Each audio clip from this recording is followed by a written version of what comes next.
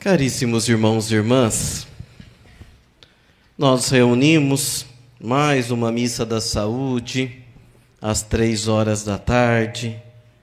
Escolhemos vir para a celebração desde cedo, alguns acordou de manhã já pensando, às 3 eu vou na missa lá no convento. E aí nós planejamos estar aqui. Saímos de casa, se arrumamos, colocamos uma roupa bonita, que os antigos davam o nome de roupa de missa, ficava no guarda-roupa, era a roupa de domingo, principalmente quem é do interior. Tinha um sapato também de missa, porque essas coisas eram caras. Aqui temos muitos de cabelo branco, mas de mais tempo vivido.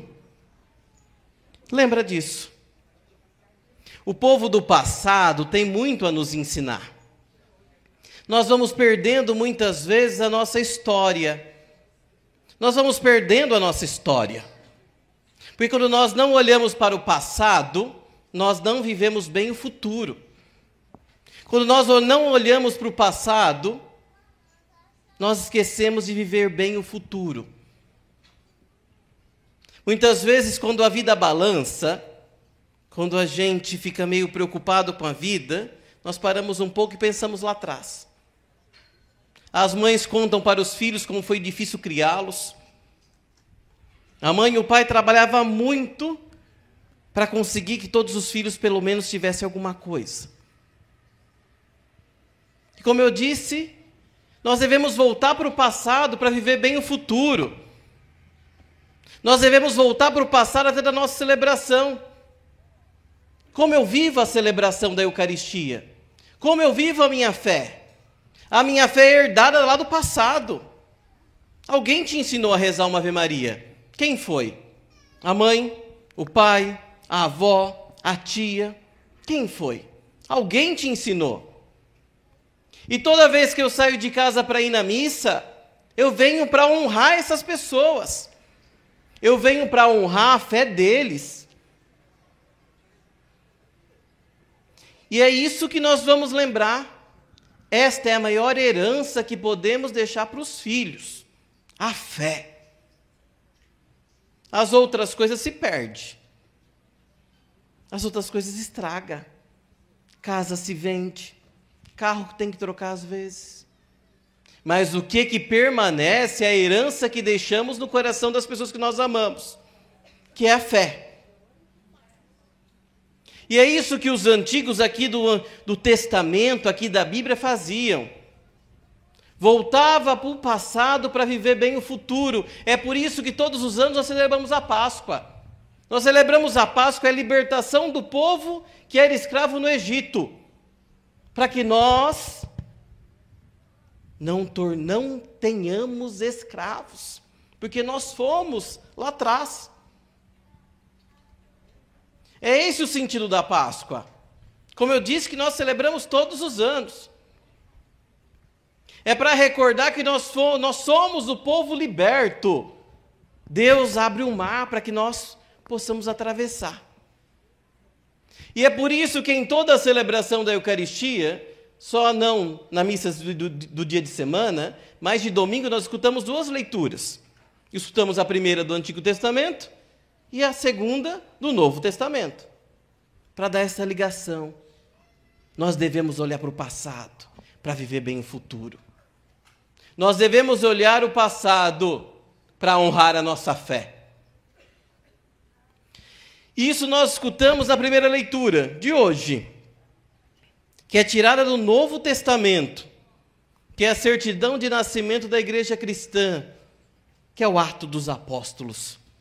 Começa assim: Paulo disse aos anciãos da igreja de Efésios: cuidai de vós mesmos e todo o vosso rebanho sobre o qual o Espírito Santo vos colocou como guardas, como pastores da igreja de Deus. Esse cuidar aqui de Atos dos Apóstolos é cuidar, apacentar, mas é cuidar de lembrar para eles quem eles são. O povo da aliança, o povo escolhido, o povo da graça de Deus. Então, toda vez que nós celebramos a Eucaristia, nós celebramos o mistério da Eucaristia, Jesus se faz presente no pão, para que eu possa ter vida. E essa vida que perpassa da história do povo de Israel. Esse povo que mesmo na contradição, mesmo nas dores do caminho, permanece unido, seguindo a voz do pastor. E nós escutamos o Evangelho. O Evangelho de hoje é tirado do evangelista João, que é o quarto Evangelho. Nós temos 4 evangelhos, né? Marcos, Mateus, Lucas e João. Os 3 primeiros evangelhos, nós damos o nome de evangelhos sinóticos. Mateus, Marcos e Lucas. Tem essa palavra sinótico, porque significa que eles parecem. Eles são da mesma fonte. Nós lemos o evangelho de Marcos, tem uma passagem que tem o evangelho de Lucas contado de uma outra forma. Nós temos a multiplicação dos pães em Marcos, temos a multiplicação dos pães em Lucas, contado de uma forma diferente. Só que o evangelho de João não é um evangelho sinótico, porque não parece com os outros evangelhos. Por quê? João é o único evangelista, é o único apóstolo de Jesus que não morre no martírio. Os outros apóstolos, todos os outros, morreram martirizados. Pedro, crucificado de ponta cabeça, como nos conta a tradição, em Roma. Paulo, que entra no número dos 12, né? E aí ele é decapitado, perde a cabeça também em Roma. E todos os outros, Filipe, Tiago, todos são mortos na perseguição. João, a tradição nos conta que ele foi fervido dentro de uma lata com azeite. E ele não morre. E João, ele morre de velhice, preso em uma ilha chamada Ilha de Patmos. É uma prisão, não é uma ilha, uma prisão no centro. E lá ele escreve todo o Apocalipse de São João. Vocês já imaginaram isso? A pessoa está presa, toda cheia de ferida, porque ele foi fervido, e lá ele escreve o Apocalipse. Por isso que às vezes nós escutamos por aí umas interpretações de Apocalipse meio errado, né?